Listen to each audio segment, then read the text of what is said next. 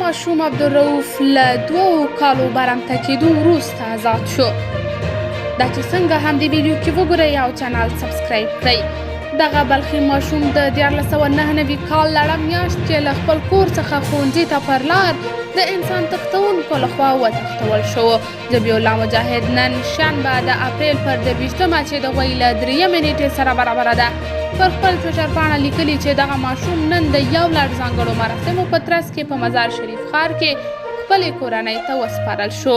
په یادو مراسمو کې د بلخ د سیمه ییزو چارواکو سربیره د طالبانو د رئیس الوزرا مرستیال مولوي عبدالسلام حنیفي او د استخباراتو عمومي رئیس عبدالحق وثیق هم ګډون کړی و. ښاغلي مجاهد د دغه ماشوم د خلاصولو د عملیاتو په اړه کوم معلومات نه دي ورکړي، خو د طالبانو د استخباراتو ریاست ویان خلیل همراز ویلي چې دغه بلخي ماشوم د یو لړ پیچلو عملیاتو په نتیجه کې آزاد شوی دی.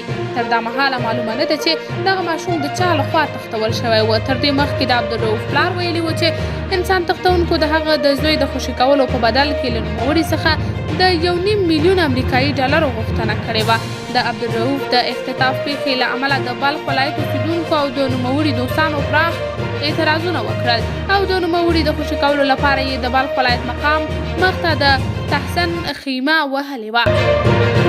هغوی همدارنګه په بلخ کې د ملګرو ملتونو د سیاسي استازولۍ د دفتر مخ ته په راټولېدو سره د تښتول شوي ماشوم د قضیې په اړه د جدي څېړنې غوښتنه کړې وه. د افغانستان د پخواني حکومت امنیتي چارواکو د عبدالرؤوف په نوم تښتول شوي ماشوم د خلاصولو په هدف څو ځله د عملیاتو خبر ورکړی و، خو د هغوی په خبره چې پخواني امنیتي چارواکي د هغه په خلاصولو نه وو توانېدلي. دا په داسې حال کې ده چې څو میاشتې وړاندې د طالبانو یو قماندان مخدوم عالم د طالبانو له لوري په دې تور چې ګواکې د عبدالرؤوف ماشوم د تښتونې په قضیه کې لاس لري نیول شوی و او څو ورځې وړاندې آزاد شو.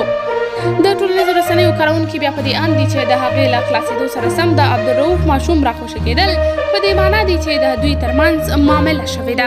قدرمنو لیدونکو، تاسې په هکله څه نظر لرئ؟